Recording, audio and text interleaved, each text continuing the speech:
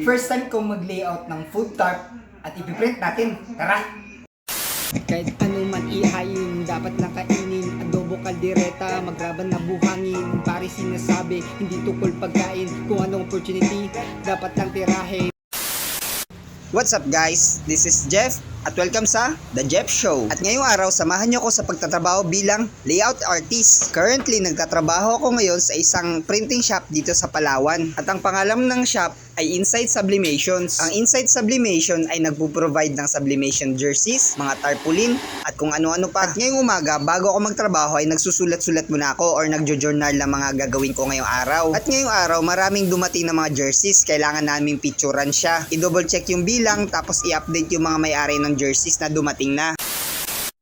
Pagtapos kong mag-picture at magbilang ng mga jerseys, merong nag-walk-in na client na magpapalayout daw ng tarp. Ang food business ay Bayside Bounty at located sila sa Santa Teresita, Dumaran, Palawan. Sabi ng client, lagyan ko daw ng mga menu nila. Meron silang pares, meron silang chicken burger, mga chicken kebab, at kung ano-ano pa. At matapos yung ilang revisions, okay na rin. At dadako na tayo sa printing process. Di ko pa rin masyadong gamay yung printer na to, pero natututo din naman ako araw-araw. Mga basic pa lang yung alam ko dito, yung mga pindot-pindot, mga up and down, up and down. Yung sublimation printer kasi makuti yan masyado. At kung gusto mo rin siyang matutunan, i-follow mo ko at i-subscribe.